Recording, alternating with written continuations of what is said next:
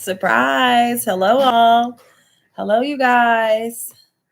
This is my interpersonal theory speech. Again, my name is LaQuisha Nelson, and I would love to share with you my communication accommodation understanding. My understanding of communication accommodation is communication accommodation theory explains the changes that people make when communicating with others or groups. It was founded by Howard Giles in 1971. He felt it necessary to inform about this issue because originally his study focused on speech accommodation. Um, from the 1970s, and it was based upon how people change the way in which they talk to one another.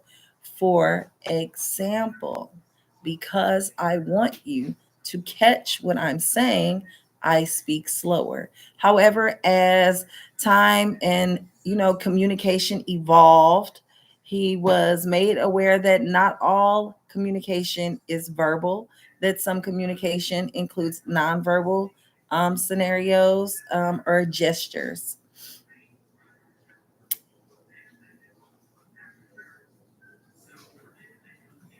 An explanation that I have is when in a situation, individuals alter their communication to accommodate the person or group. It can be from the way you talk and the tones used to the body movements you make. This is an interesting concept to learn and be aware of the changes and the effects it can have on improving communication. Now, I have several examples for you. Well, three. So, my example number one, the nurse was instructing the elderly patient on how to get dressed. The patient heard her but was not able to catch on the first time she was instructed. She needed multiple instruction on doing one task. So the nurse slowed down her speech and was sure to pronounce every word. This helped the elderly patient to comprehend the instructions. The accommodation she gave was slowing her speech and pronouncing the words. Example two, the employee was from the hood. So she was used to speaking slang and being loud. When she got a new job as a receptionist at a top law firm, she noticed that the employees spoke proper English, which we all know that. So when she went to work, she changed her tone and used a higher pitch. She was also sure to only use proper words and spoke very well. The accommodation was changing her style of speech to fit in. Example number three that I have is the student needed to do a video presentation. While doing this video presentation, she was self conscious about her deep voice. So she changed her pitch to be sure she sounded well. The accommodation was also changing her pitch to sound pleasing, as sometimes we all do when in certain situations. We may speak in one way, but once we hear the way we sound, we want to change to alter to make sure that it is properly sound.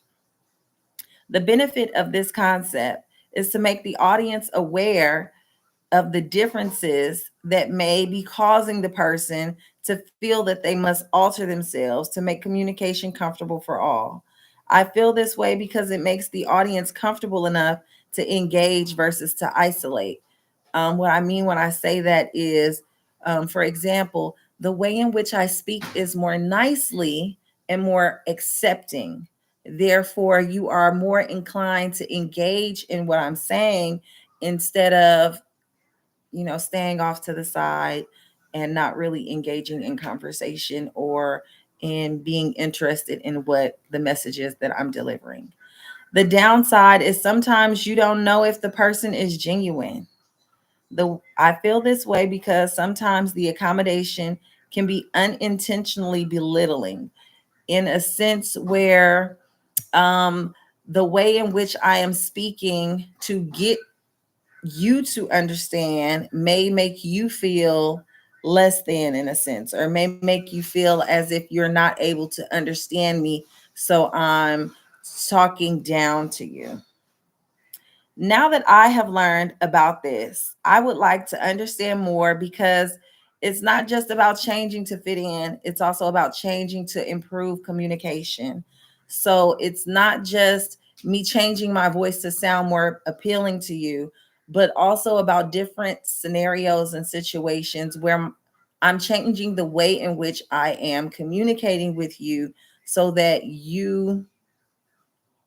it's a better communication situation. You don't leave the situation feeling uninformed. You don't leave the situation feeling as if you didn't catch on to something and you're not able to continue the conversation for complete understanding.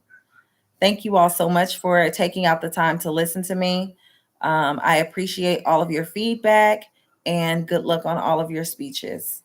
Thank you so much. Have a wonderful rest of your day. Bye.